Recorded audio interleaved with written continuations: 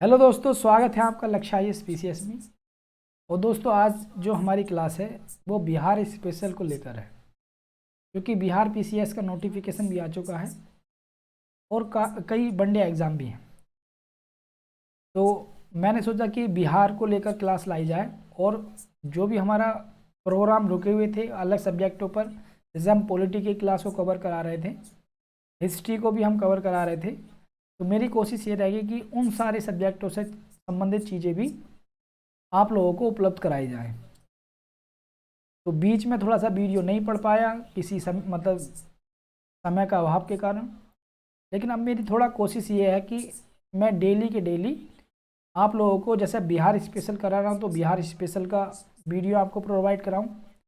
और जैसे पॉलिटी का अपना प्रोग्राम चल रहा है, उसमें 13-14 क्लासें हो चुकी हैं, तो उसमें हम आगे बढ़ेंगे। हमने राष्ट्रपति तक वो चीज़ कवर कर ली है, पॉलिटी। और उसके बाद राष्ट्रपति के बाद उपराष्ट्रपति आएगा या राज्य की कार्यपालिका आएगी, तो हम उन चीज़ों के बारे में पढ़ लेंगे। लेकिन आज हम पढ़ेंगे बिहार के बारे में, और बिहार का हम एक संक्षिप्त अवलोकन पढ़ेंगे। देखो, मेरी कोशिश ये है कि आपको पीसीएस लेवल तक के एग्ज़ाम आप यहाँ से कवर कर लोगे, चाहे बिहार का हो या किसी भी स्टेट का पीसीएस आप दे रहे हो। जैसे हम बिहार स्पेशल को पढ़ा रहे हैं, वैसे ही हम यूपी स्पेशल को भी पढ़ाएंगे। हम दो पीसीएस पे फोकस करेंगे, यूपी पर और बिहार पर। ठीक है नहीं? और जो बच्चे आईएएस की तैयारी करना चाहते हैं, तो हम आईएएस के लिए अलग से जनवरी में चीज़ों को शुरू करेंगे। वो अभी फ्यूचर की बात है, लेकिन आज का जो हम वर्तमान में जो अपना टॉपिक है वो बिहार के बारे में करते हैं, बिहार पर फोकस। तो बिहार का जब हम संक्षिप्त अवलोकन की बात करेंगे, तो हम उससे संबंधित बहुत सारे तथ्यों को पढ़ेंगे, और फिर बाद में जो चुनिंदा तथ्य हैं उन्हें बिहार के मैप पर समझने की भी कोशिश करेंगे, जानने की भी कोशिश करेंगे, या नोट मतलब पॉइंट वहाँ नोट भी कर देंगे। देखो, बात करते हैं नाम की। नाम है प्रदेश का बिहार। और बिहार ये नाम कैसे पड़ा? क्योंकि ये जो एरिया है बिहार का, गंगा और सोन नदी का जो दायोब है, गंगा नदी के पूरा एरिया, गंगा नदी बिहार से पास हो रही हैं। और भी कई सारी नदियां हैं बिहार में, कोसी है, गंगा है, और सोन नदी भी गंगा से जाकर मिल जाती हैं। तो ये एरिया काफ़ी उपजाऊ एरिया है। और अगर इतिहास इतिहास की बात करूं, तो मौर्यों के टाइम पर जो मगध साम्राज्य होता था, तो ये जो पटना है, आपके वर्तमान जो पटना है, उस समय उसे पाटलिपुत्र बोला जाता था। और उसके आसपास का जो क्षेत्र है, हम देखो बिहार के हम ऐतिहासिक पहलू को अलग से पढ़ेंगे, उसके पॉलिटिकल पहलू को अलग से पढ़ेंगे, राजनीतिक को, बिहार के कल्चर को अलग से पढ़ेंगे, ज्योग्राफी को अलग से पढ़ेंगे। इन सारी चीज़ों को हम सेगमेंट वाइज पढ़ेंगे। लेकिन आज की क्लास हम थोड़ा सा एक अवलोकन कर रहे हैं, जल्दी सरसरी निगाह बिहार से संबंधित चीज़ों पर डालेंगे। तो मगध साम्राज्य होता था, तो काफ़ी प्रसिद्ध साम्राज्य था, काफ़ी सांस्कृतिक रूप से भी, और एक शक्ति का केंद्र था उस समय मगध। पाटलिपुत्र जो पटना है वर्तमान में, उसके आसपास का जो एरिया था काफ़ी। और मगध साम्राज्य चंद्रगुप्त मौर्य के टाइम पर इसकी सीमाएं उधर अफगानिस्तान तक आपके पास टच होती थी, और इधर आपके पास काफ़ी बड़े एरिया में ये मगध साम्राज्य भारत में भी कवर करता था। जब हम इतिहास इतिहास को पढ़ेंगे तो वहाँ सारी चीज़ों को कवर करेंगे। प्रदेश के अगर हम नाम की बात करें, तो क्योंकि यहाँ पर जो बिहार है, बौद्ध धर्म का काफ़ी प्रचार था, बौद्ध धर्म की ये स्थली रही है। भगवान गौतम बुद्ध को गया में पीपल के वृक्ष के नीचे ज्ञान प्राप्ति हुई, और बौद्ध धर्म का केंद्र भी था बिहार। बिहार की जो कल्चर है, बड़ी यहाँ एक प्रकार से यहाँ की जो संस्कृति है, बड़ी रिच रिच संस्कृति है। धनी लोग हैं बिहार के संस्कृति के माध्यम में, क्योंकि बौद्ध धर्म इतना बड़ा धर्म, विश्व में जो धर्म फैला और इतना सॉफ्ट है ये धर्म, उसका जो उद्भव है वो बिहार से ही है। क्योंकि यहाँ बिहार, देखो, दो वर्ड हैं, एक होता है बिहार,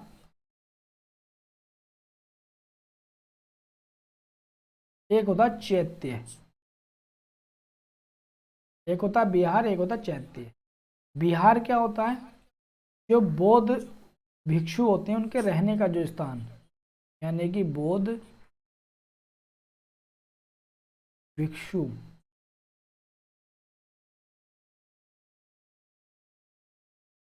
थोड़ा सा प्रॉब्लम, के रहने का स्थान,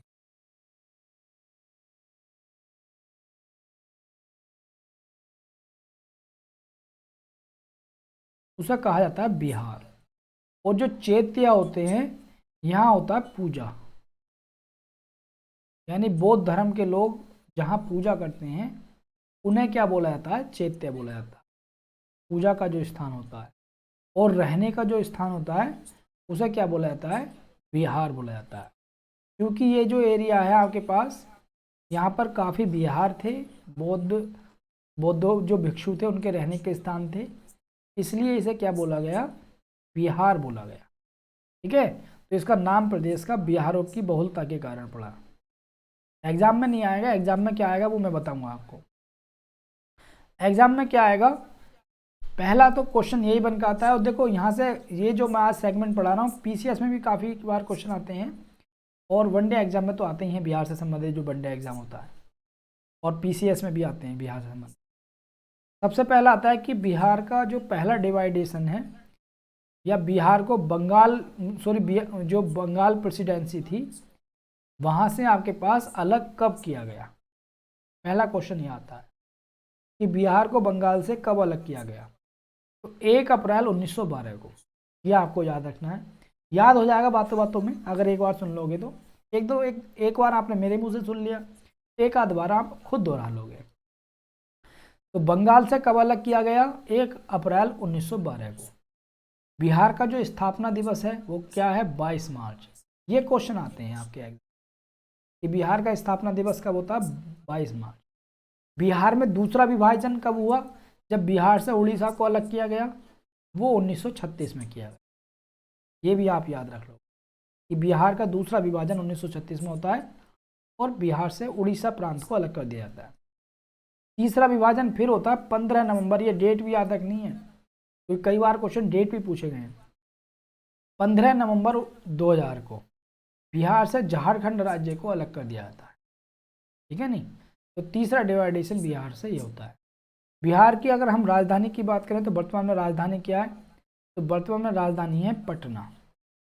ठीक है नहीं, और इसकी स्थापना कब होती है, इसकी स्थापना 1541 ईस्वी में होती है। और पटना जो राजधानी है, इसकी स्थापना का जो श्रेय है पाटलिपुत्र, उस समय पाटलिपुत्र थी, लेकिन पटना जो बनाया आपके पास वो शेरशाह सूरी ने आपके पास, या शेरशाह सूरी, जिसे शेर खां कहा जाता है, शेरशाह सूरी।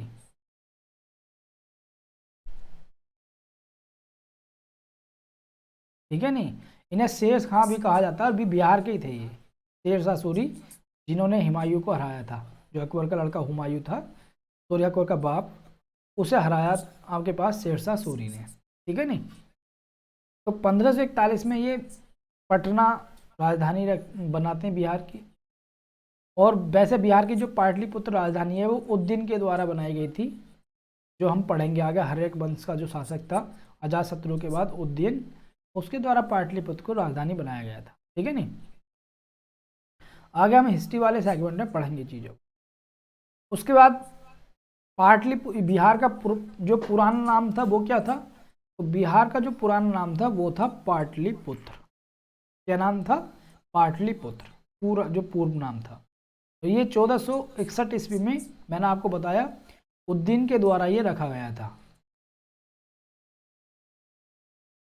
उद्दीन के द्वारा ये नाम रखा गया था, वो हम आगे पढ़ेंगे। देखो ये आ गया आपके पास पाटलिपुत्र का संस्थापक कौन था, उदयन। ठीक है नहीं, इस टाइप से उदादीन है। हर्यक वंश का ये शासक था, अजातशत्रु के बाद इसका नंबर था। तो ये क्वेश्चन एग्जाम में आते हैं, यहाँ से सीधे सीधे एग्जाम में क्वेश्चन पूछे गए हैं कि जैसे झारखंड को कब अलग किया गया, तो 2000 में, सन में 15 नवंबर 2000 में। पटना की स्थापना किसने की, शेरशाह सूरी ने। पाटलिपुत्र की संस्थापक कौन था, उदयन था। तो ये सीधे सीधे क्वेश्चन एग्जाम में आते हैं, पीसीएस में भी आते हैं और अदर एग्जाम में। फिर उसके बाद आपके पास भौगोलिक तथ्य है, यानी बिहार की हम थोड़ी ज्योग्राफी को जानने की कोशिश करें। तो बिहार की अगर मैं ज्योग्राफी की बात करूं तो इस ये जो स्थित है बिहार 24 डिग्री 20 मिनट, ठीक है नहीं, और 10 सेकंड से 27 डिग्री 31 मिनट और 15 सेकंड उत्तरी अक्षांश, और आपके पास 83 डिग्री 19 मिनट 50 सेकंड से 88 डिग्री 17 मिनट 40 सेकंड पूर्वी देशांत के मध्य बिहार स्थित है, ठीक है नहीं, के मध्य उत्तर भारत में बिहार जो है निम्न और मध्य गंगा बेसिन में जो है ये स्थित है।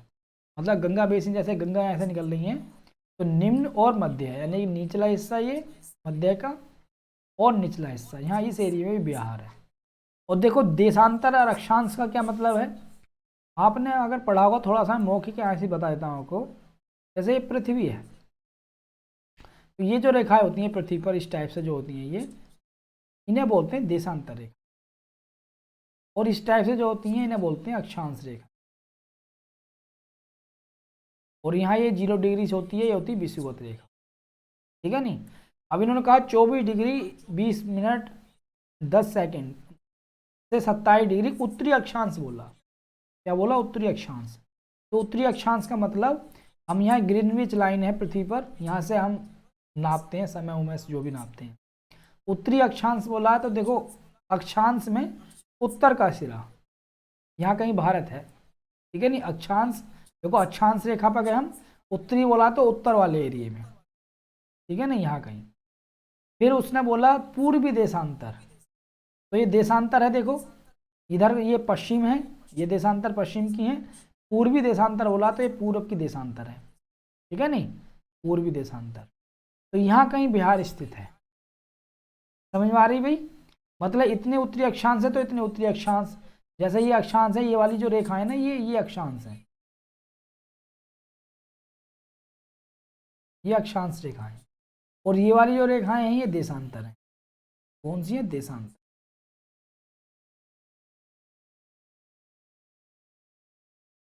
ठीक है, थोड़ी सी पेन में प्रॉब्लम हो रही है, ये सही हो जाएगा। ये आपके पास देशांतर है। तो उसने बोला उत्तरी अक्षांश, तो आप ये मान के चलिए उत्तरी अक्षांश का मतलब अक्षांशों में भी उत्तर की साइड। बस आप क्या काम करना, याद रखने का तरीका ये है, आप इन्हें याद रखिए 24 27 83 88। इतना हेर फेर नहीं करता है कोई भी आयोग या कोई भी, इनमें हेर फेर करेगा मिनट में, इनमें करेगा तो डिग्रियों में करेगा। तो आप बस इतना याद रखो, उत्तर में कितना है? 24 से 27 है। और पूर्वी देशांतर कितना है? यहाँ देशांतर में, इनमें अंतर करेगा, बस ये याद रखने आपको कि उत्तरी अक्षांश पूर्वी देशांतर, या पूर्वी जगह दक्षिण देशांतर कर देगा गलती करने के लिए। तो ये आपको याद रखना है कि कैसे क्वेश्चन फ्रेम होता है। इतना अनुभव अब मुझे भी होने लगा, ठीक है नहीं। देखो अब यहाँ से 83 और 88 याद रखना है, तो कोई रटने वाली बात बिल्कुल भी नहीं है कि रटा कैसे जाएगा। 24 27 83 88 2 मिनट में आपके याद हो गया। उत्तरी अक्षांश पूर्वी देशांतर, बस ये ही याद रखना है। गंगा और मतलब निम्न गंगा और मध्य गंगा में ये बेसिन में स्थित है। बेसिन जो होता है, जो नदियों के आसपास का जो एरिया होता है ना, जो उनकी परिधि होती है नदियों के आसपास की, उसे बेसिन बोला जाता है। दायोब भी वही बोला जाता है, नदी का जो एरिया होता है जो खाली रह जाता है, जहाँ पर कभी कभी बाढ़ चली जाती है, उसे भी दायोब बोलते हैं। दो नदियों के बीच का जो एरिया होता है दायोब। दोआब भी बोलते हैं बहुत लोग, दोआब। अगर हम राज्य की बात करें आकृति की, तो राज्य की जो आकृति है वो आयताकार है, यानी कि आयत की फॉर्म में इस टाइप से, ये आयताकार है जैसे। तो राज्य की आकृति इस टाइप से आयताकार है। तो इसी टाइप से देखो ये आपके पास मैप भी है इसका राज्य का। तो अगर हम यहाँ से देखने की कोशिश करेंगे तो इसकी आकृति कैसी है? आयताकार। एक प्रकार से राज्य की आकृति अगर हम देखें तो आयताकार है, इस टाइप से आयत बन जाएगा, ठीक है नहीं, नीचे को जा। ये आकृति पे भी आ जाता है कभी कभी कि राज्य की आकृति कैसी, वैसे बहुत कम आता है, इन्हीं चीज़ों पे ज़्यादा आता है जो मैं बता रहा हूँ आपसे। अब बिहार का संपूर्ण भाग, ये बड़ा अच्छा क्वेश्चन आ जाता है कि बिहार संपूर्ण भाग कौन से गोलार्ध में है? तो ये उत्तरी गोलार्ध में, क्योंकि पृथ्वी को 2 गोलार्धों में बांटा गया। ये पृथ्वी है, ये जो आपकी विषुवत रेखा है 0°C, ये इसे दो भागों में बांटती है। ये दो भागों में इसलिए बांटती है, पता है पेन क्यों कर रहा है गड़बड़? क्योंकि अभी इसलिए गड़बड़ कर रहा है क्योंकि मुझे वैसा आदत है ना लिखने की। अब ये चलेगा आराम से, तो थोड़ा सा इसलिए। तो ये दो भागों में बांटती है। ऊपर का भाग कहलाता है उत्तरी अक्षांश, ये कहलाता है उत्तरी अक्षांश, उत्तरी अक्षांश। और नीचे का जो भाग है दक्षिणी अक्षांश कहलाता है,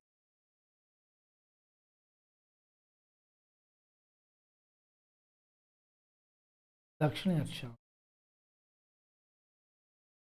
मैंने आपको ये बात बताया अक्षांश के बारे में, मैंने आपको बताया था अभी, ठीक है। तो चूंकि बिहार भारत में है, भारत भी आपके पास पूर्वी उत्तरी गोलार्ध में है, तो बिहार भी ऑटोमेटिक कहाँ होगा?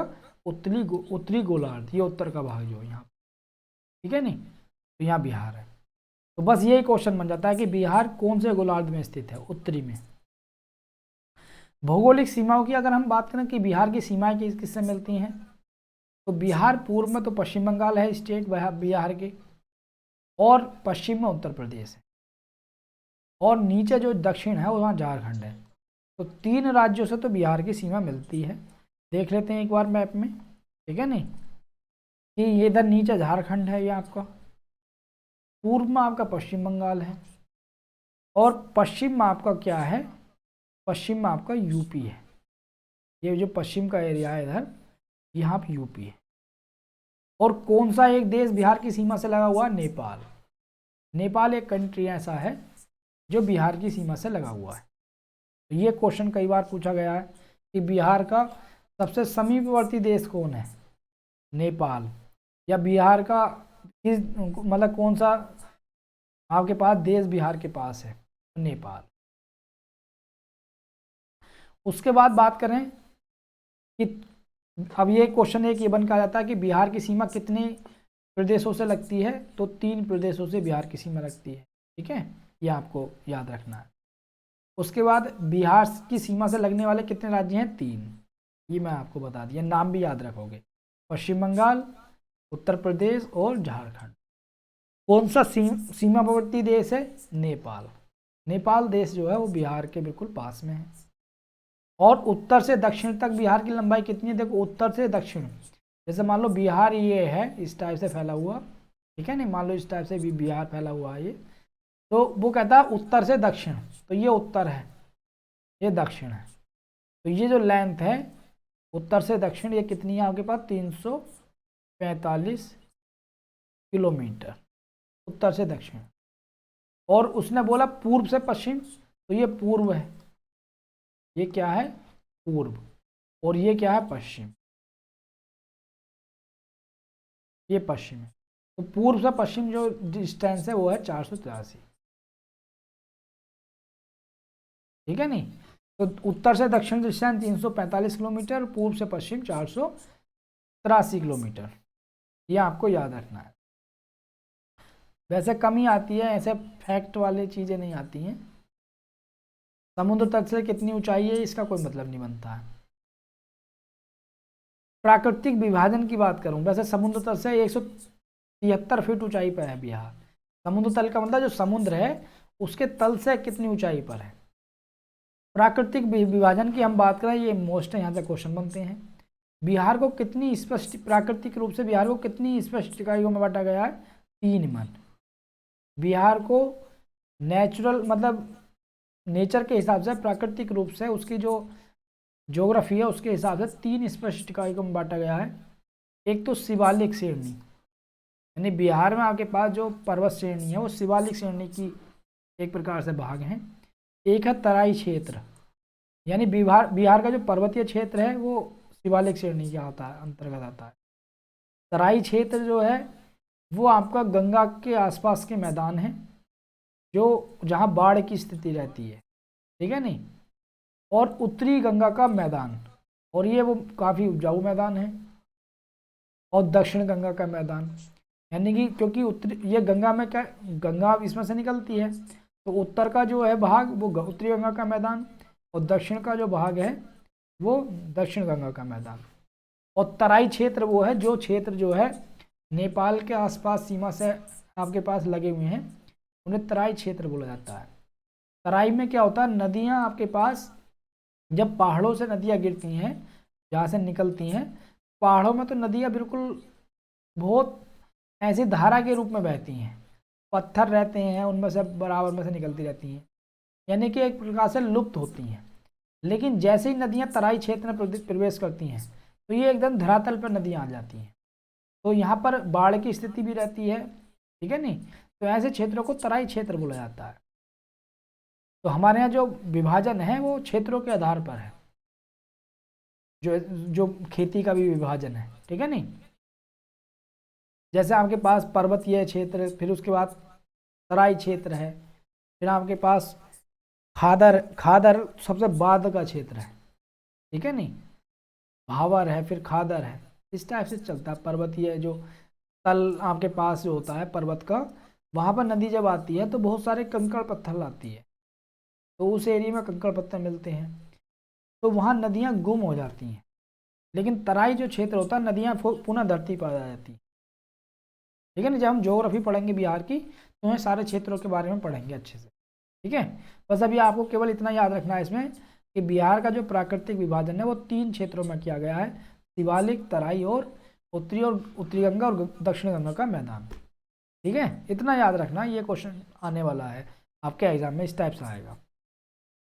फिर बिहार की जलवायु कैसी है, बिहार की अगर हम जलवायु की बात करें तो मानसूनी हवाएं और उत्तर पूर्वी बिहार में पर्याप्त वर्षा करती हैं, यानी कि यहाँ की भी जलवायु आपके पास, बिहार की जलवायु समशीतोष्ण है।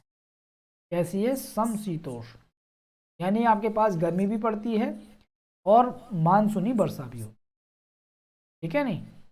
दक्षिण भागों में गर्मी अधिक पड़ती है और उत्तरी बिहार की जो जलवायु समशीतोष्ण है, जबकि दक्षिण भागों में गर्मी काफ़ी पड़ती है, ठीक है नहीं।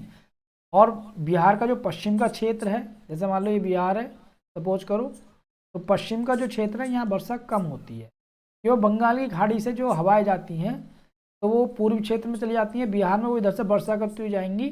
इतने जो पश्चिमी बिहार आता है तो वहाँ इन हवाओं की जो आर्द्रता है, जो वो आपके पास वाष्प को अपने अंदर समाहित करती हैं, तो वो उनकी आर्द्रता कम हो जाती है, क्योंकि इस एरिया में वर्षा करती हुई चली जाएंगी। तो इतने वो पश्चिम तक पहुँचती हैं तो वहाँ पर उनकी जो नमी है हवा में वो कम रहती है, तो इसलिए उस क्षेत्र में वर्षा कम होती है।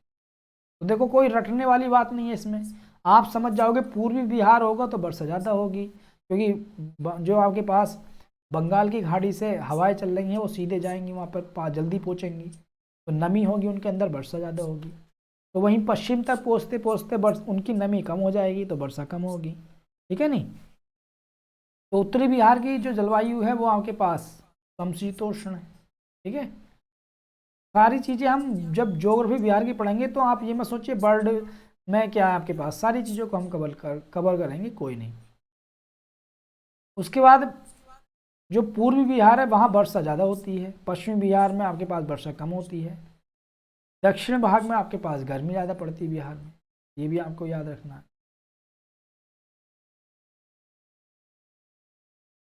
समशीतोष्ण जो जलवायु होती है, जो पूरा पृथ्वी को बांटा गया है, पृथ्वी को जो है ये जो अक्षांश है 0 डिग्री से पृथ्वी को बांटा गया है कि ये 0 से 30 डिग्री तक, ठीक है नहीं, अक्षांशों में, फिर 45 डिग्री तक, फिर 60, फिर 90, इस टाइप से।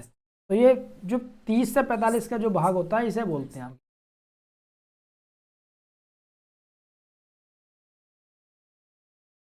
उसके बाद आता है सर्वाधिक तापमान। बिहार में जो सर्वाधिक तापमान है वो कहाँ है, गया जिले में। सबसे ज़्यादा जो टेम्परेचर नोट होता है गया में, 40 से 50 डिग्री से यहाँ टेम्परेचर रहता है, जो गया जिला है। तो अगर आपसे पूछा जाए कि बिहार में सबसे ज़्यादा तापमान किस जिले में रहता है तो गया में। सबसे ज़्यादा वर्षा वाला, ये क्वेश्चन आते हैं, सबसे ज़्यादा वर्षा वाला जिला कौन सा है, किशनगंज। किशनगंज बिहार में सबसे ज़्यादा वर्षा वाला जिला है। क्यों है भाई किशनगंज, क्योंकि अभी हमने पढ़ा है कि बिहार के पूर्वी क्षेत्रों में ज़्यादा वर्षा होती है, तो इसका मतलब कहीं ना कहीं किशनगंज जो है वो बिहार के पूर्वी क्षेत्र में होना चाहिए, ठीक है नहीं। तो देखो बिहार का ये पूर्वी क्षेत्र है, बिल्कुल पूर्वी क्षेत्र है किशनगंज, क्योंकि यहाँ पर फिर ये क्या है, यहाँ यहाँ बांग्लादेश है और इधर ये बंगाल की खाड़ी है, तो यहाँ बंगाल की खाड़ी से हवा आती रहती है, बांग्लादेश से पास होकर उधर जाती है।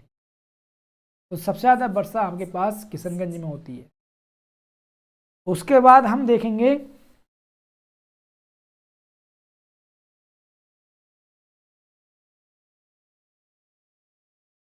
राज्य की औसत वर्षा इतने मिलीमीटर, ये याद रखने की कोई जरूरत नहीं है, ठीक है नहीं। बस सबसे वर्षा वाला जिला कौन सा है, किशनगंज, सबसे ज़्यादा वर्षा।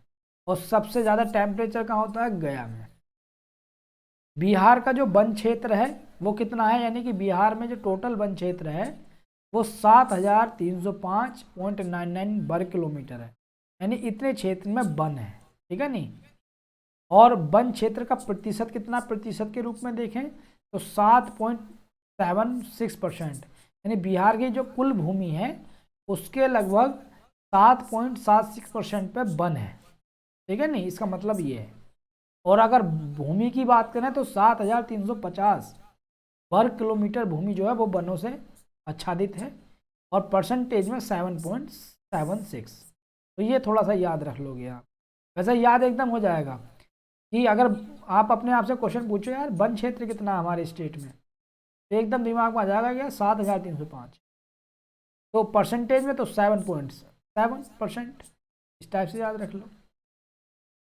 बिहार के जो टोटल भौगोलिक क्षेत्रफल में वृक्षादन कितनी स्थिति कितनी है, यानी कि अभी हमने बात की वनों की, लेकिन अब हम बात करें कि बिहार का कितना एरिया वृक्षों से आपके पास वृक्षादित है, यानी वृक्ष की संख्या है वहाँ पर, कितने एरिया से वृक्षों से ढका हुआ है, तो वो आपके पास है 2.13%।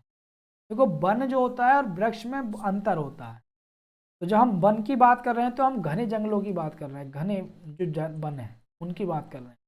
जब हम वृक्षों की बात कर रहे हैं तो आपके जो खेतों पर वृक्ष वगैरह ये सब रहते हैं उनकी बात कर रहे हैं, ठीक है नहीं। तो वनों का कितना प्रतिशत है, 7.76, और वैसे कितना प्रतिशत है वृक्षादन की स्थिति, 2.13। बिहार का जो सबसे ज़्यादा वन क्षेत्र वाला जिला कौन सा है, यानी सबसे ज़्यादा वन कहाँ मिलते हैं, कैमूर जिले में। कैमूर जिला जो है वहाँ आपके पास टोटल जो जिले का क्षेत्रफल है उसके 31% भाग पर वन क्षेत्र है। तो अगर आपसे पूछा जाए कि बिहार के किस जिले में सबसे ज़्यादा वन है, तो कैमूर में। किस जिले में सबसे ज़्यादा कम है, मतलब किस जिले में सबसे ज़्यादा है, कैमूर में। और सबसे कम कितने, जहानाबाद में। और उसके बाद शेखपुरा, ठीक है नहीं, पहले जहानाबाद फिर शेखपुरा। तो ये जो आपके पास कम वन क्षेत्र वाले जिले, यहाँ वन कम है। इस वन विहीन जिला कौन सा है, यानी जहाँ वन है ही नहीं बिल्कुल, विहीन या बहुत कम मात्रा में, जहानाबाद। सबसे ज़्यादा कैमूर, सबसे कम जहानाबाद। अब बिहार के हम अभ्यारण्यों की बात करें, आपके पास जो बिहार में आपके पास अभ्यारण्य है, जो वन क्षेत्रों को अभ्यारण्य घोषित कर दिया जाता है सरकार की ओर से, तो उनकी बात करें तो आपके पास वाल्मीकि जो नगर अभ्यारण्य है वो कहाँ पे है। अभ्यारण्य एक क्षेत्र होते हैं, संरक्षित क्षेत्र होते हैं, ठीक है नहीं, वनों के। सरकार उसे जो है घोषित करती है किसी भी क्षेत्र को, ठीक है नहीं। जब हम ज्योग्राफी पढ़ेंगे तो सबको पढ़ेंगे आपके पास कि अभ्यारण्य क्या होते हैं, या डायवर्सिटी जो पार्क हैं, विविधतापूर्ण क्षेत्र क्या होते हैं, भारत में कितने हॉट स्पॉट हैं विविधता के क्षेत्र में, राष्ट्रीय पार्क क्या होता है, इन बोटोनिकल गार्डन क्या होता है, ये सारी चीज़ों को हम पढ़ेंगे जब ज्योग्राफी पढ़ेंगे। तो वाल्मीकि नगर आपका जो वन मतलब अभ्यारण्य है वो पश्चिमी चंपारण में, ये थोड़ा सा याद रखना पड़ेगा। और गौतम बुद्ध, देखो नाम गौतम बुद्ध है तो गया में होना चाहिए, ऐसा याद रख लो। नाम वाल्मीकि है तो पश्चिमी चंपारण में होना चाहिए। परमाल डॉल्फिन अभ्यारण्य क्या है, डॉल्फिन का तो अरैया में आपके पास। कांवड़ झील है आपकी तो ये बेगूसराय में है। और गोगाबिल अभ्यारण्य आपका कटिहार में है। कुशेश्वर अभ्यारण्य दरभंगा, और भीमबांध मुंगेर में है। तो ये बिहार के प्रमुख चर्चित जो है वो अभ्यारण्य है। कभी क्वेश्चन में क्या आता है, मैचिंग करने के लिए आता है, अभ्यारण्यों के नाम दे देगा, जिलों के नाम दे देगा, मैचिंग की। तो एक क्वेश्चन ये बनता है। एक क्वेश्चन में सीधे सीधे नाम पूछ लेगा कि निम्न में से कौन, जैसे कोई करंट में चर्चा में रहा अभ्यारण्य, पूछ लेगा निम्न में से कौन अभ्यारण्य इस कारण चर्चा में रहा, नाम दे देगा। ठीक है नहीं, ऐसे करके क्वेश्चन पूछ, तो मैचिंग करा लेगा या फिर सीधा नाम से पूछ। आप एक दो बार याद करोगे नाम याद हो जाएंगे। ठीक है नहीं, वाल्मीकि, जब मेरे नाम याद होंगे तो आप लोगों के भी सबके याद हो जाएंगे जो बिहार की तैयारी कर रहे हैं। वाल्मीकि आपके पास पश्चिम चंपारण में है, गौतम बुद्ध आपके पास गया में है, परमार डॉल्फिन आपका अररिया में है, कांवड़ झील आपकी बेगूसराय में है, गोगा बिल आपका कटिहार में है, कुशेश्वर आपका दरभंगा और भीम बांध आपका मुंगेर में है। एक दो बार ऐसे याद कर लोगे अपने आप हो जाए। प्रमुख नदियों की बात करें, बिहार में कौन कौन सी नदी बहती हैं? गंगा बहती है, कोसी बहती है, ये जो फेमस नदियां हैं, सोन बहती है, उन और आपकी एक गंडक है, घाघरा है, कर्मनाशा है, ये सारी नदियां बिहार में बहती हैं। बिहार, गंगा नदी बिहार में किस जिले में प्रवेश करती है, ये क्वेश्चन है। ये बक्सर में प्रवेश करती है, और बक्सर को ये चौसा ईवी बक्सर को ही कहा जाता है। ठीक है नहीं, तो अगर ये क्वेश्चन बन था कि गंगा नदी बिहार में किस जिले में प्रवेश करती है, बक्सर में करती है। उसके बाद बिहार की प्रमुख खाद्यान्न फसल क्या है? खाद्यान्न यानी चावल, चावल ज़्यादा खाते हैं बिहार के लोग। ठीक है, और अन्य खाद्यान्न फसलों में गेहूँ है, चावल है, धान है, ये मक्का वगैरह ये। तो आपको प्रमुख खाद्यान्न फसल पर ज़्यादा फोकस, चावल। नकदी फसल कौन कौन सी उगाई जाती हैं बिहार में? गन्ने की आपके पास प्रोडक्शन होता है, उत्पादन तंबाकू का, आलू का और पटसन, ये चार जो है नकदी फसल हैं, आलू, पटसन, तंबाकू, गन्ना। और बिहार का जो इंडस्ट्रियल एरिया है वो कौन है? ज़्यादातर शहर बेगूसराय, बेगूसराय जो सिटी है आपका बिहार का, काफ़ी इंडस्ट्रियल सिटी। कौन कौन से उद्योग हैं? तो इन उद्योगों को बस नाम देख लेना और ज़्यादा याद करने की कोई इतनी आवश्यकता है नहीं। ठीक है नहीं, सूती वस्त्र उद्योग सब होता ही है, जूट भी होगा, इंजीनियरिंग भी होगी, लकड़ी सभी होंगे, इसमें ज़्यादा दिमाग खपाने की जरूरत नहीं है। खनिज कौन कौन से हैं, ये दिमाग खपाने वाली बात। खनिज कौन कौन से हैं? तो देखो, अगर पूछा जाएगा बिहार में सोना कहाँ से मिलता है, सोना मिलता है करमाटिया क्षेत्र से, मुंगेर में। ये क्वेश्चन है कि बिहार में निम्नलिखित में से कहाँ से सोना पाया जाता है? करमाटिया क्षेत्र, नाम ये देगा, पहचान तुम्हें करनी है मुंगेर में। ठीक है नहीं, या सोना कहाँ मिलता है? करमाटिया क्षेत्र में। टीन आपके पास गया में मिलती है, लिथियम आपका गया में मिलता है, अभ्रक कहाँ पाया जाता है? गया में, मुंगेर में, भागलपुर। तो ये मेन मेन चीज़ है। डोलोमाइट याद रख लेना, ये कहाँ पाया जाता है? भोजपुर। और ये कोयला, कोयला और सोना तो मोस्ट इम्पोर्टेंट, ये दो इम्पोर्टेंट है, एक तो कोयला और सोना, ये पूछे जाते हैं। ठीक है नहीं, कोयला भागलपुर में और डोलोमाइट भोजपुर में, सोना करमाटिया क्षेत्र। ये चीज़ें मेन है, याद रख लेना। चीनी मिलों की संख्या कितनी? 28 चीनी मिलें हैं, जिनमें 11 ही चालू हैं, बाकी आपके पास बंद है। इन्हें कोई पूछता नहीं है, क्वेश्चन नहीं बनता यहाँ से। अब देखो बिहार में क्वेश्चन कहाँ से बनेगा? यहाँ से बनेगा, प्रमुख जनजातियाँ। बिहार में कौन कौन सी प्रमुख जनजातियाँ हैं, यहाँ से क्वेश्चन बनेगा। तो अगर मैं प्रमुख जनजातियों की बात करूँ तो बिहार में आपके पास संथाल जनजाति, उराव जनजाति, मुंडा, रजवार, ये चार जो जनजाति हैं मेन है। अब यही क्वेश्चन बन जाएगा, निम्नलिखित में से कौन सी जनजाति बिहार में पाई जाती है या नहीं पाई जाती। चार भी आपने याद रख ली तो एलिमिनेशन से आप क्वेश्चन बना लोगे, संथाल, उराव, मुंडा और रजवार। ठीक है नहीं, सर्वाधिक ऊंचा शिखर कौन सा है? सोमेश्वर, ये ऊंचा शिखर है आपके पास, सबसे ऊंचा जो चोटी है। सिंचित क्षेत्र कितना है? सिंचाई, सिंचित का मतलब सिंचाई कितने क्षेत्र में होती है। सड़कों की लंबाई कितनी है? ये कोई मतलब नहीं बनता, ये सब ये होते हैं। बिहार में कुल कितने राष्ट्रीय राजमार्ग हैं? ये भी कोई डेटा नहीं। बिहार का सबसे लंबा राजमार्ग, राष्ट्रीय राजमार्ग कौन सा है? ये डेटा है। तो बिहार का नेशनल हाईवे जो 27 EW है, ये बिहार का सबसे लंबा राष्ट्रीय राजमार्ग, नेशनल हाईवे 27। सबसे छोटा कौन सा है? National highway 727। तो देखो याद रखना कितना आसान है भाई, यहाँ 27 है या 727, बस 7 लगा दोगे, 7 हटा दिया तो बड़ा हो गया, 7 लगा दिया तो छोटा हो गया। यहाँ EW है, यहाँ बस ए है, इतना याद रखना, ठीक है नहीं, तो याद भी आराम से हो जाएगा। बिहार के जो यातायात एवं परिवहन के साधन हैं तो रेल है, सड़क है, वायुयान है, जलमार्ग है, ये सब। बाढ़ प्रभावित क्षेत्र कितना है ये भी याद रखने की आपको जरूरत नहीं, बस डेटा याद रख लो 78 बिहार के कुल क्षेत्र, भारत के कुल क्षेत्रफल का कितने प्रतिशत है बिहार, ये याद रखने वाली बात। 2.86%। टोटल इंडिया का जो क्षेत्रफल है उसका 2.8% है बिहार, और बाकी अन्य क्षेत्र। क्षेत्रफल की दृष्टि से भारत में कौन सा स्थान है बिहार का, तो 12वां। राज्यों की बात करें तो 12वां है, और केंद्र प्रदेश, मतलब केंद्र प्रदेश को भी मान लें राज्यों के साथ, केंद्र शासित प्रदेशों को, तो 13वां स्थान बिहार का है। तो राज्यों में 12वां, वैसे केंद्र शासित और राज्य मिलाकर 13वां। ग्रामीण क्षेत्रफल कितना है, शहरी क्षेत्रफल कितना है, ये याद रखने की जरूरत नहीं है। नगरीय क्षेत्रफल तो बहुत कम है, 1000 कुछ है आपके पास, यानी गांव में ज़्यादा जनसंख्या बसती। सबसे बड़ा जिला कौन सा क्षेत्रफल के हिसाब से, पश्चिमी चंपारण, ये एरिया के हिसाब से सबसे बड़ा जिला, और सबसे छोटा शिवहर। तो ये याद रखना है, ये क्वेश्चन आते हैं कि क्षेत्रफल के दृष्टि से बिहार का सबसे बड़ा जिला पश्चिमी चंपारण और सबसे छोटा शिवहर।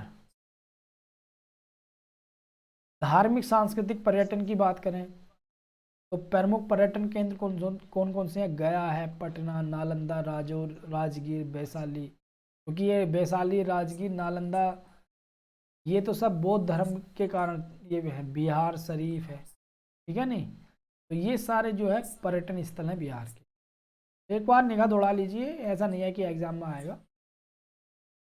धार्मिक केंद्र तो गया है, बोध गया है, पटना साहिब है, सिख धर्म से संबंधित धार्मिक केंद्र, पावापुरी है, फुलवारी शरीफ है, ये सब धार्मिक है। त्योहार कौन कौन से मनाए जाते हैं, तो जो हिंदुओं के त्यौहार हैं, दिवाली, छठ, होली, छठ प्रमुख त्यौहार है, होली, दीपावली, दशहरा, ये सारे त्यौहार मनाए जाते हैं, ठीक है नहीं। प्रमुख धर्म कौन से हैं, सबसे ज़्यादा धर्म हिंदू हैं, 82% हिंदू हैं, उसके बाद मुस्लिम है 16.8, फिर ईसाई आता है, सिख आता है, और बौद्ध आता है। जैन और बौद्ध दोनों सेम है। देखो बौद्ध धर्म का सबसे ज़्यादा प्रचार बिहार में है, बौद्ध धर्म का स्थापना बिहार में हुई है, लेकिन सबसे कम कौन है, यही है। क्यों, क्योंकि इसके पीछे ऐतिहासिक कारण है बहुत सारे, जो हम पढ़ेंगे। क्योंकि गुप्त, भाई बौद्ध धर्म में गुप्त काल जब आता है तो वहाँ ब्राह्मण धर्म को या हिंदू धर्म को ज़्यादा वरीयता दी जाती है, तो जो बौद्ध धर्म है वो कम होने लगता है। तो आपको इन दोनों का याद रखना है बस, बाकी हिंदू और मुस्लिम को तो याद रख लोगे।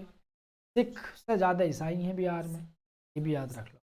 कभी कभी क्रम लगाने के लिए आता है कि क्रम लगाइए, ठीक है नहीं, परसेंटेज के हिसाब, तो उसी के लिए याद रखना है, वैसे कुछ नहीं। अगर हम बिहार की राज्य व्यवस्था की बात करें तो बिहार की जो विधायिका है द्विसदनीय है। द्विसदनीय का मतलब बिहार में विधान परिषद भी है, विधानसभा भी है। द्विसदनीय का मतलब विधानसभा भी है, विधानसभा ये भी है आपके पास, और विधान परिषद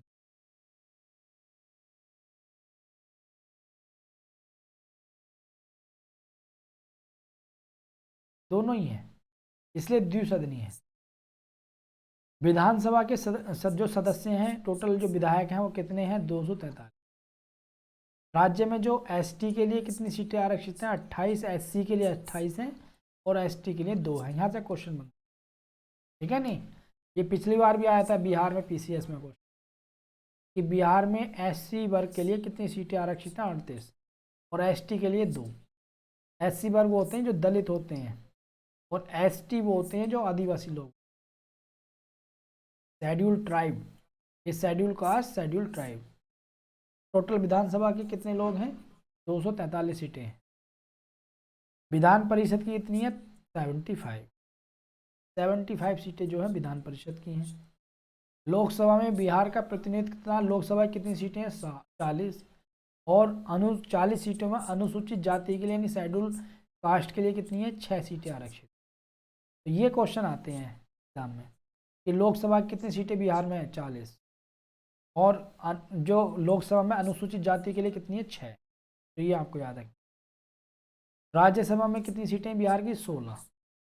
कुल जिले कितने, 38। अभी 38वां रोल होना है। प्रमंडल कितने हैं, जिन्हें मंडल बोला जाता है, ठीक है नहीं, यहाँ मंडल बोला जाता है क्योंकि पूरे स्टेट को मंडलों में बांट जाता है। तो 9 मंडल है आपके पास, पटना, मगध, सारण, तिरहुत, दरभंगा, कोसी, ये वगैरह। 9 मतलब पूरे स्टेट को मंडलों में बांटते हैं, फिर मंडलों को आपके पास अनुमंडलों में बांटते हैं। 101 अनुमंडल है। फिर अनुमंडलों को, अनुमंडल का मतलब तहसील, फिर तहसीलों को ब्लॉक में बांटते हैं, प्रखंड में। तो ब्लॉक कितने, 534। फिर ब्लॉकों को ग्राम पंचायत में बांटते हैं, ये चलता है क्रम। ये राज्य है, राज्य को बांटा आपने मंडल में, मंडल को बांटते हैं तहसील में, जिसे जिसे यहाँ अनुमंडल बोला जा रहा है, तहसील, ठीक है नहीं। या मंडल को जिलों में भी बांटते हैं, जिलों को तहसीलों में, ठीक है नहीं। ये सारी चीजें, एक मंडल में कई जिले होते हैं, फिर इन जिलों को तहसीलों में बांट देते हैं, फिर आपके पास ब्लॉक में बांटते हैं, और फिर आपके पास ग्राम पंचायत में बांट। ये सिस्टम चलता है प्रशासन का। सबसे प्रशासन की सबसे छोटी जो इकाई है वो है ग्राम पंचायत, ठीक है। तो इस टाइप से सिस्टम बनता है। तो बिहार में ये मंडल कितने हैं, 9। तहसील कितनी है, 101। ब्लॉक कितने, 534। और ग्राम पंचायत कितनी है, 8300। बस इतना ही याद रखना और कुछ याद रखने, ठीक है। उसके बाद हम राज्य में गांव कितने हैं ये कहीं नहीं आता बिल्कुल। नगर पंचायत कितनी है बिहार में, तो नगर, जिला परिषद कितनी है, हर जिले पे एक परिषद होती है, तो 38 जिले हैं, 38 जिला परिषद, ठीक है।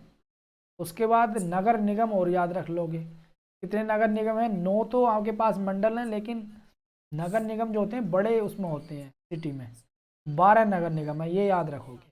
ये आपके एग्जाम में आने वाली चीज़ है। देखो ऐसा होता है, मैं कुछ नहीं कर रहा, मैं केवल आपको ये बता रहा हूँ क्या चीज़ आ सकती, क्या चीज़ नहीं आ सकती। करना आपको ये, आपको ही पढ़ना है, आपको ही मेहनत करनी है। लेकिन एक अनुमान मैं आपको बता रहा हूँ कि क्या पूछने का नेचर रहता है एग्जामिनर का। जिला परिषद को पूछ लेगा और नगर निगम को पूछ लेगा, नगर परिषद कितनी है, ये कितनी है, नहीं पूछेगा, ठीक है नहीं, क्योंकि ये बड़े हैं। जिला नगर निगम और जिला परिषद ये बड़े पार्ट हैं आपके पास प्रशासन। शहर कितने हैं ये भी नहीं पूछेगा, पुलिस स्टेशन भी नहीं पूछेगा। उच्च न्यायालय कहाँ है, उच्च न्यायालय पटना उच्च न्यायालय है। कब हुई थी स्थापना, 1916 में। ये पूछेगा कि पटना उच्च न्यायालय की स्थापना कब हुई थी, 1916 में, ठीक है नहीं। और पटना उच्च न्यायालय का पहले न्यायाधीश कौन थे, एवॉर्ड, ठीक है नहीं। बस एवॉर्ड, सर एवॉर्ड नाम याद रख लो, बाकी नाम इतना लंबा नाम याद रखने की जरूरत नहीं। पहले न्यायाधीश सर एवॉर्ड, बस इतना नाम याद रख। बिहार में जो राजभाषा है वो कौन कौन सी हैं आपके पास, राजभाषा हिंदी है पहली तो, और दूसरे नंबर पर उर्दू। 2 भाषाएं बिहार की प्रमुख राजभाषा, जिन्हें राज्य का समर्थन मिला हुआ। वैसे अन्य भाषाएं कितनी बिहार में, मैथिली है, भोजपुरी बोली जाती है, मैथिली बोली जाती है, मगही बोली जाती है, वज्जिका बोली जाती है, और अंगिका बोली जाती है। ये आने वाले क्वेश्चन है, बिहार की भाषाओं को याद रख लेना।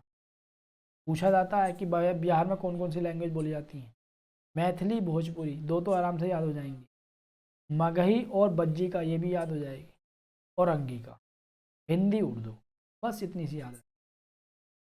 तब बिहार की कौन सी भाषा संविधान की 8वीं अनुसूची में दर्ज है, हिंदी, उर्दू और मैथिली। ये इंपॉर्टेंट क्वेश्चन है, ठीक है नहीं। आ सकता है कि 8वीं अनुसूची जो है कॉन्स्टिट्यूशन, उसमें कौन कौन सी भाषा बिहार की दर्ज है, हिंदी, उर्दू, मैथिली, ये याद रख लें, ठीक है नहीं। फिर उसके बाद बिहार की राष्ट्रीय पहचान देखें तो बिहार का राष्ट्रीय चिन्ह क्या है? बोधि वृक्ष, पीपल का वृक्ष, जिसके नीचे भगवान बुद्ध को बुद्ध को जो है ज्ञान की प्राप्ति हुई थी। बुद्ध को ज्ञान की प्राप्ति, ठीक है नहीं।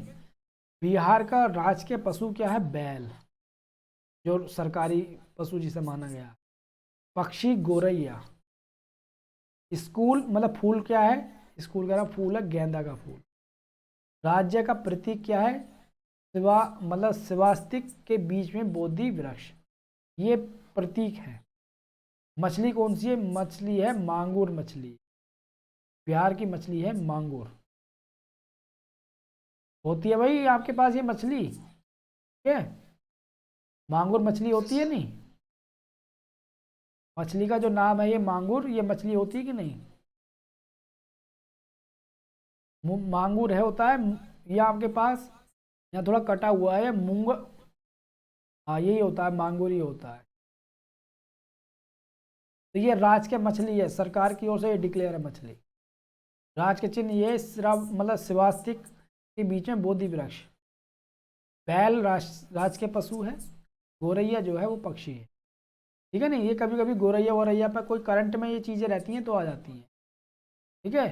बोध भगवान बुद्ध को किस पेड़ के नीचे प्राप्ति हुई थी ज्ञान की? बोधि वृक्ष यानी पीपल के पेड़ की, ये याद रखना है। उसके बाद ये कुछ आंकड़े हैं, इनमें क्या याद रखना है वो मैं बताता हूँ आपको। ये याद रखना है जनसंख्या मतलब आपको अवरोही क्रम, जनसंख्या के हिसाब से बिहार में जिलों का अवरोही क्रम। सबसे ज़्यादा जनसंख्या इसमें है, ठीक है ना, इसमें सबसे ज़्यादा है। फिर उसके बाद ये है, तो इस टाइप से हम वो लगा देते हैं तीर।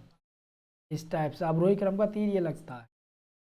जिधर को भी पेट रहता है वो सबसे बड़ा है, सबसे ज़्यादा ये, उससे कम ये, उससे कम ये, उससे कम ये, सबसे कम ये, जनसंख्या के हिसाब से। जो पटना जिला है वहाँ सबसे ज़्यादा जनसंख्या है। फिर उसके बाद पूर्वी चंपारण में सबसे ज़्यादा जनसंख्या है। फिर मुजफ्फरपुर और फिर मधुबनी। ये चार जिले जो है अवरोही क्रम में है, ठीक है।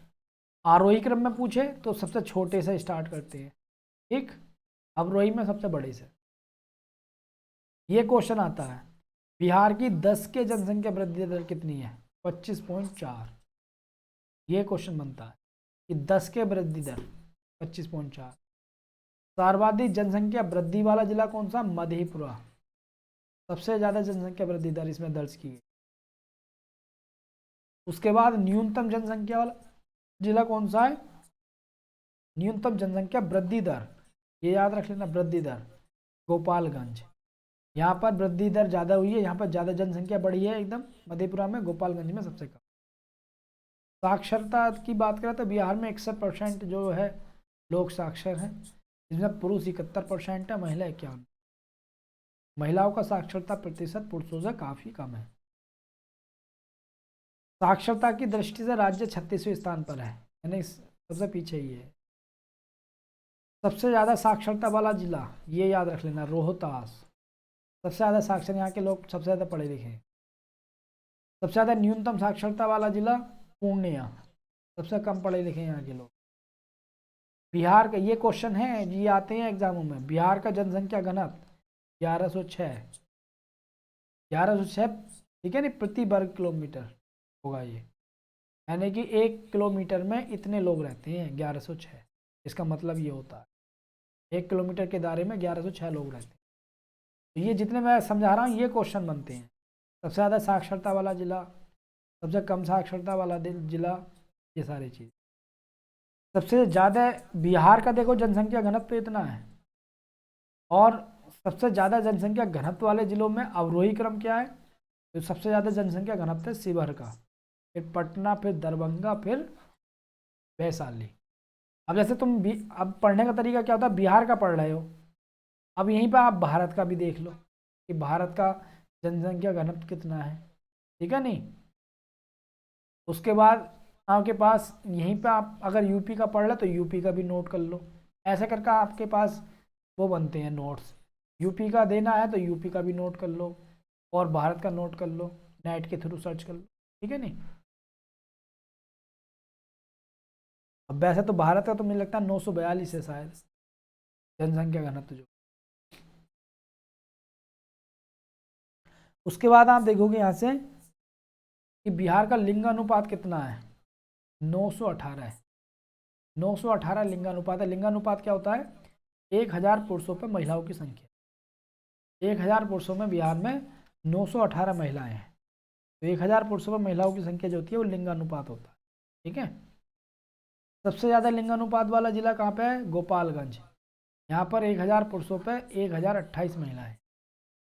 और सबसे कम कहाँ पे है, मुंगेर में, 1000 पुरुषों पे 876 महिलाएं यहाँ के लोगों पर। ठीक है नहीं, तो ये क्वेश्चन है अपने आप में। सबसे ज़्यादा लिंगानुपात वाला जिला गोपालगंज, सबसे कम मुंगेर। और सबसे ज़्यादा जनसंख्या घनत्व किसका है, शिवहर का, ये अभी हमने देखा। और सबसे कम जनसंख्या घनत्व कितना है, कैमूर का। यानी कैमूर में जो है 1 किलोमीटर में मात्र 488 लोग रहते हैं, और शिवहर में 1880 लोग रहते हैं 1 किलोमीटर के दायरे में। और बिहार का टोटल कितना है, खुद का बिहार का 1100 कुछ। ठीक है नहीं, ये 1106। तो ये जनसंख्या घनत्व, इन पे क्वेश्चन बनते हैं, ये हैं क्वेश्चन। और यहाँ से बहुत मतलब वनडे एग्जाम में तो बहुत क्वेश्चन पूछे जाते हैं, और पीसीएस में भी क्वेश्चन आते हैं। जनसंख्या का नगरी ये याद रखने की जरूरत नहीं, प्रजनन दर भी याद रखने की जरूरत नहीं, बाल मृत्यु दर भी, ये बदलती रहती है ना, इसलिए याद रखने की जरूरत नहीं। जीवन प्रत्याशा कितनी है, 68.9। बिहार के जो लोग हैं उनके जीने की जो एक आयु निर्धारित है वो 68.9 है। यानी कि इतने औसत आयु है, इतने वर्ष तक आदमी जीता है या जिएगा। अब देखो, बिहार के लोग भारत में प्रथम, यानी बिहार के वो लोग जो भारत में प्रथम है उन्हें देखेंगे हम। ठीक है नहीं, बिहार के वो लोग जो भारत में प्रथम है उन्हें देखेंगे, और फिर बिहार के वो लोग जो बिहार में प्रथम है उन्हें देखेंगे। तो भारत के जो पहले गणितज्ञ थे आर्यभट्ट, उनका संबंध का किससे है, बिहार से। तो अगर पूछा जाए भारत का पहला गणितज्ञ आर्यभट्ट किस स्टेट से थे, बिहार से। भारत के पहले राष्ट्रपति डॉक्टर राजेंद्र प्रसाद, वो भी बिहार से थे। भारत की पहली दलित महिला लोकसभा अध्यक्ष मीरा कुमार, ये भी बिहार से ही है, सासाराम से। संविधान सभा के पहले स्थायी अध्यक्ष डॉक्टर राजेंद्र प्रसाद, वो भी बिहार से ही हैं। भारत के पहले संविधान सभा के अस्थायी अध्यक्ष डॉक्टर सच्चिदानंद सिन्हा, वो भी बिहार के ही हैं। भारत का पहला खादी मॉल कहाँ खोला गया, बिहार के पटना में। सबसे बड़ा पशु मेला कहाँ लगता है, बिहार में सोनपुर पशु मेला, ये पशुओं का सबसे बड़ा मेला है। महात्मा गांधी का पहला सत्याग्रह कहाँ हुआ, चंपारण में, 1917 में। ये सारी चीज़ें याद रखने वाली हैं। प्रथम है बिहार में, पहले नहीं पूरे भारत में बिहार के लोग, ये पहली चीज़ें घटित हुई हैं बिहार में। कांग्रेस सोशलिस्ट पार्टी का पहला अधिवेशन कहाँ हुआ था, पटना में, 1934 में। यह आप जब मॉडर्न हिस्ट्री पढ़ोगे तो वहाँ आएगा ये।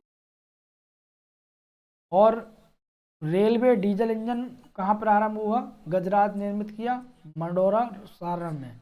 तो यानी रेलवे डीजल इंजन की जो आगे पास इकाई है, कारखाना, वो सारण में है, ये याद रखना, ये पूछ लेता है।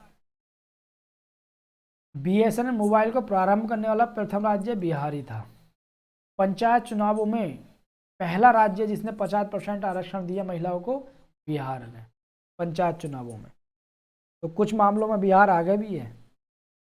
देश का पहला, देखो देश का पहला पशु प्रजनन उत्कृष्टता केंद्र कहाँ है, पीपरा कोटी, मोतिहारी में। ये पूर्वी चंपारण का वो है मुख्यालय, मोतिहारी। तो देश का पहला पशु प्रजनन उत्कृष्टता केंद्र, जहाँ पर पशुओं का प्रजनन कराया जाता है, यानी कि उनका जो है एक प्रकार से मतलब उनकी आबादी बढ़ाई जाती है, प्रजनन के माध्यम से नए नए वो डेवलप किए जाते हैं आपके पास। एक प्रकार से क्या कहते हैं उसे, प्रजाति।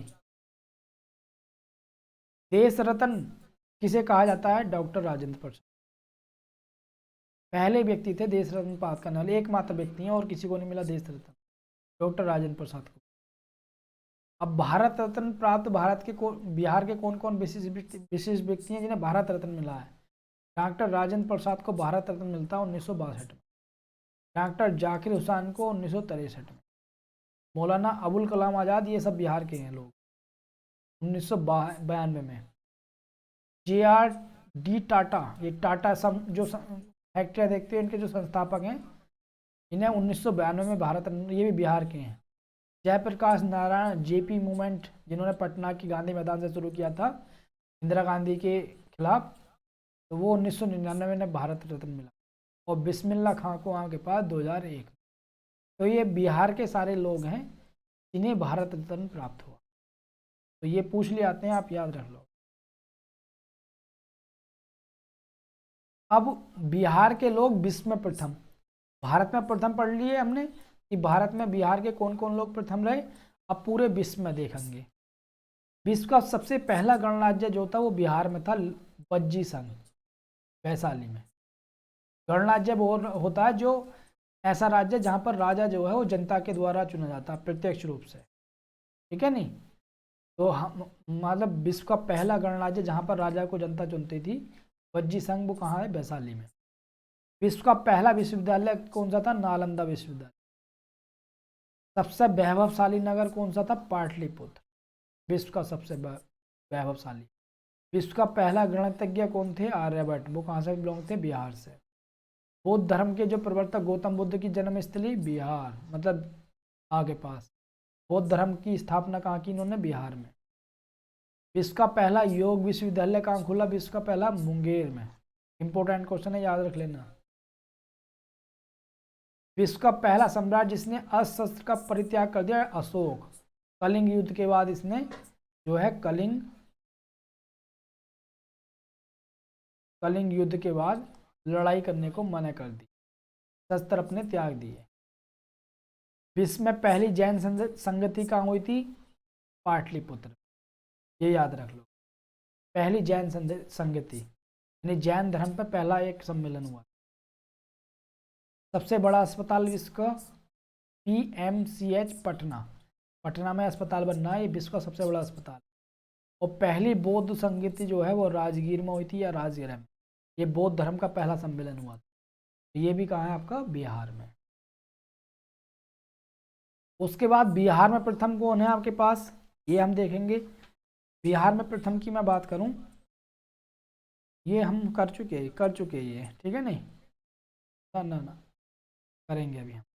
बिहार में प्रथम पहला गणराज्य कौन सा था, बिहार में पहला, वज्जी संघ। दिल्ली के सिंहासन पर बैठने वाला पहला बिहारी शासक कौन था, शेरशाह सूरी। ये दिल्ली में जो है मुगल शासन में इनने हुमायूं को हराया और दिल्ली पर अधिकार कर लिया। बिहार का पहला विश्वविद्यालय कौन सा था, प्राचीन, नालंदा। आधुनिक बिहार का प्रथम विश्वविद्यालय कौन सा, पटना विश्वविद्यालय। ये आधुनिक बिहार का प्रथम विश्वविद्यालय है जिसमें बिहार है। बिहार के पहले राज्यपाल कौन थे, जयराम दास दौलत राम। ये नाम याद कर लेना, ये आते हैं क्वेश्चन कि बिहार के पहले राज्यपाल कौन थे, तो जयराम दास दौलत राम। नहीं तो ये विश्वविद्यालय वाले कल्चर से संबंधित ये तो चीज़ें आती हैं। पहला मुस्लिम राज्यपाल कौन था, डॉक्टर जाकिर हुसैन। पहले मुख्यमंत्री कौन थे बिहार के, कृष्ण सिंह। पहली मुस्लिम मुख्यमंत्री, पहले मुस्लिम मुख्यमंत्री अब्दुल गफूर, ये भी याद रख लेना। पहली महिला मुख्यमंत्री कौन थी, राबड़ी देवी के नाम ये उपलब्धि है। ये प्रदेश की पहली महिला मुख्यमंत्री। पहला दलित मुख्यमंत्री कौन था, भोला पासवान। ये प्रदेश का पहला दलित मुख्यमंत्री। पहला निर्दलीय मुख्यमंत्री कौन था जो किसी पार्टी से नहीं था, महामाया प्रसाद सिन्हा। पहला विधानसभा अध्यक्ष कौन था, राम दयालु सिंह। ये सारी चीज़ें आप याद कर लोगे, एक दो बार रिवाइज करोगे याद हो जाएंगे। बिहार विधानसभा की पहली महिला सभापति कौन थी, विधानसभा की, सुश्री राजेश्वरी सरोज दास। ये पहली महिला सभापति बनी विधानसभा की। सर्वोच्च न्यायालय का न्यायाधीश बनने वाला पहला बिहार का कौन व्यक्ति था, भुवनेश्वर कुमार प्रसाद सिन्हा। ये सुप्रीम कोर्ट में पहला न्यायाधीश बना था बिहार से। पहली महिला उप मुख्यमंत्री कौन बनी, रेणु देवी। पहली महिला उप मुख्यमंत्री बिहार। बिहार का पहला एलिवेटेड रोड कहाँ है, एम्स पटना में। ये याद रखने की कोई जरूरत नहीं। ज्ञानपीठ पुरस्कार पाने वाला कौन व्यक्ति है बिहार का पहला? रामधारी सिंह दिनकर। किस कृति के लिए मिला? उर्वशी के लिए। दोनों याद रख लोगे, पहला इन्हें ज्ञानपीठ पुरस्कार मिला था रामधारी सिंह दिनकर। अशोक चक्र प्राप्त करने वाले पहले बिहारवासी कौन थे? स्वर्गीय रणधीर वर्मा। अशोक चक्र इन्हें मिला था, जो सेना में शौर्य के लिए मिलता है। प्रथम उप प्रधानमंत्री कौन रहा बिहार का? डॉक्टर जगजीवन राम। बिहार की पहली नगर पालिका कौन है? अकबर आरा नगर पालिका। इंपॉर्टेंट क्वेश्चन है। पहला खुला विश्वविद्यालय नालंदा विश्वविद्यालय। बिहार में तेल शोधक कारखाना कहाँ है भाई? पहला बरौनी में। बरौनी तो तेल का शोधन कारखाना है ही। पहली सिंचाई परियोजना सोन परियोजना। पहला विज्ञान केंद्र कहाँ है बिहार में? श्री कृष्ण विज्ञान केंद्र पटना में। एक दो बार रिवीजन करोगे ना, ये वन वर्ड वाले हैं, एक दो बार रिवीजन करोगे आपके याद हो जाएंगे। बिहार का स्वर्ण क्षेत्र करमाटिया क्षेत्र मुंगेर में। और ये बैंक बैंक नहीं आती हैं। पहला दूरदर्शन केंद्र कर लेना मुजफ्फरपुर में। पहली भोजपुरी फिल्म कौन सी थी? ये याद रखने की जरूरत नहीं है। ना मैथिली, ना भोजपुरी, ना हिंदी, ये फिल्म में नहीं पूछते। पहले महाकवि कौन थे? विद्यापति, ये याद रखने वाली। पहला साप्ताहिक हिंदी में कौन सा पत्र निकलता था? बिहार बंधु। हिंदी में साप्ताहिक एक सप्ताह में निकलता था। दैनिक पत्र रोज कौन सा निकलता था हिंदी में? सर्वहितैषी। और अंग्रेजी दैनिक पत्र कौन सा था? Search light. तो जब आप इन्हें पत्रों को गूगल पर सर्च करना तो इनके राइटर भी लिख लेना, राइटर भी लिख लेना, कौन कौन लोग इनसे संपादक जुड़े हुए थे। तो कभी कभी ये ना पूछकर संपादकों के नाम पूछ लेता, मैचिंग करा लेता है। तो ये आपका काम है, ठीक है नहीं, कि साप्ताहिक पत्र बिहार बंधु। तो जब बिहार बंधु गूगल पर सर्च करोगे तो राइटर का नाम मिल जाएगा, लिख लेना, ठीक है। उसके बाद बिहार पर पहला मुस्लिम आक्रमणकारी कौन था? बख्तियार खिलजी। पहला मुस्लिम आक्रमणकारी था ये, हमला करने वाला। बिहार की यात्रा करने वाला पहला अंग्रेज मतलब पहला अंग्रेज यात्री कौन था? राल्फ फिच, ये याद रख लेना। सिख गुरु कौन से थे? गुरु नानक। सामुदायिक पक्षी अभ्यारण्य कहाँ बिहार में? समस, वो कटिहार में। और कछुआ जो आपके पास पुनर्वास केंद्र खुला है भागलपुर में। ये दोनों इंपॉर्टेंट है, ठीक है नहीं। और अंग्रेज यात्री भी है। अब उसके बाद हम देखेंगे महत्वपूर्ण व्यक्तियों के नाम क्या क्या हैं, उनके नाम बिहार में। जैसे डॉक्टर राजेंद्र प्रसाद को क्या कहा जाता था? देश रत्न कहा जाता था। और अजात शत्रु भी कहा जाता था। अजात शत्रु का मतलब जिसका कोई शत्रु ना हो। कुंवर सिंह को क्या कहा जाता था? बाबू, बाबू कुंवर सिंह। नागार्जुन को बाबा नागार्जुन। रामधारी सिंह दिनकर को राष्ट्र कवि कहा जाता था। ये इनकी उपाधि हैं, इन्हें जो बोला जाता था। अनुग्रह नारायण सिन्हा को बिहार विभूति बोला जाता था, ये याद रख लेना थोड़ा सा। जयप्रकाश नायक को लोकनायक। कभी कभी क्वेश्चन आ जाता है कि लोकनायक किसे बोला जाता है, या अजात शत्रु किसे बोला जाता है, इस टाइप से। श्री कृष्ण को, डॉक्टर श्री कृष्ण को बिहार केसरी, जो बिहार के पहले मुख्यमंत्री भी थे शायद। बाबू जगजीवन राम को बाबूजी, ये इनकी लड़की तो है वो मीरा कुमार सासाराम से। जनार्दन प्रसाद सिंह को क्या कहा जाता है? जस्टिस ऑफ पीस, ये क्वेश्चन बन सकता है। जस्टिस ऑफ पीस किसे कहा जाता है? जनार्दन प्रसाद सिंह को। उसके बाद अन्य जानकारी देखें बिहार की इससे संबंधित। ये पहला अंतर्राष्ट्रीय विश्वविद्यालय बिहार में कहाँ खुल रहा है? नालंदा विश्वविद्यालय। पहला डॉल्फिन संरक्षण केंद्र कहाँ है? बिहार में विक्रमशिला में, भागलपुर में। ये अच्छे हैं सारे क्वेश्चन। पहला विधि का यानी कि कानून का विश्वविद्यालय कहाँ खुला? चाणक्यपुरी में, चाणक्य राष्ट्रीय विधि विद्यालय पटना में। पहला ज्ञान विश्वविद्यालय कहाँ खुला? आर्यभट्ट ज्ञान विद्यालय पटना में। ये मोस्ट है सारे क्वेश्चन, ये कई बार आते हैं ये। पहला बिहार में आईआईटी कहाँ खुला? बीहट पटना। पहला राष्ट्रीय मेडिकल कॉलेज कहाँ खुला? एम्स, ठीक है नहीं, ये भी आपके पास पटना में होगा एम्स। बिहार का पहला आईआईएम यानी प्रबंधन का संस्थान कहाँ खुला? गया में। आईआईटी, ट्रिपल आईटी सूचना प्रौद्योगिकी संबंधित संस्थान कहाँ खुला? भागलपुर। पहला अंतर्राष्ट्रीय हवाई अड्डा बोधगया में। और टेक्सटाइल और हैंडलूम पार्क मोस्ट इम्पोर्टेंट ये भागलपुर में है। Software technology park Patna. सबसे बड़ा वन्य जीव अभयारण्य कहाँ है? कैमूर में। तो ये सारे क्वेश्चन मोस्ट इम्पोर्टेंट हैं।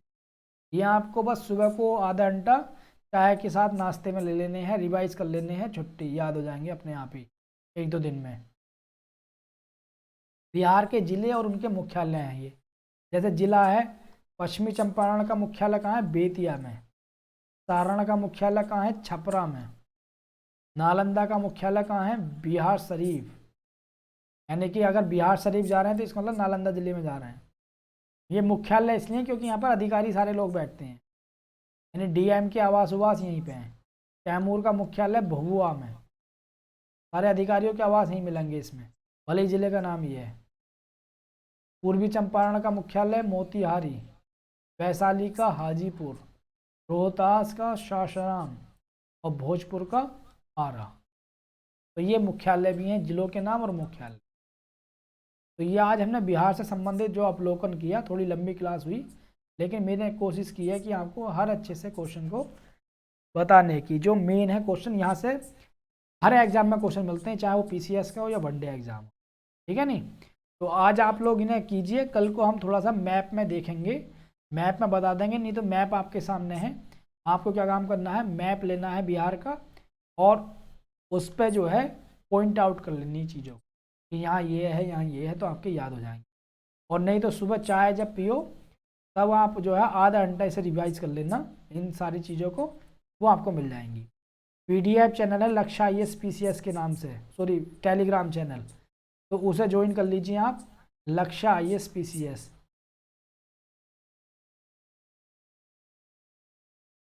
लक्ष्य आईएएस और पीसीएस इसके नाम से। तो टेलीग्राम चैनल पर ये सारी पीडीएफ आपको मिल जाएगी और उसे अपने रिवाइज करते रहिए और अपनी तैयारी को अच्छे से करते रहिए। कल हम बिहार के इतिहास को शुरू करेंगे। आज हमने अवलोकन किया, मोटा मोटा पढ़ा बिहार के बारे में, और कल हम स्टार्ट करते हैं बिहार का इतिहास। तो मिलते हैं फिर दोस्तों कल आपके पास नए टॉपिक के साथ, बिहार के इतिहास के साथ।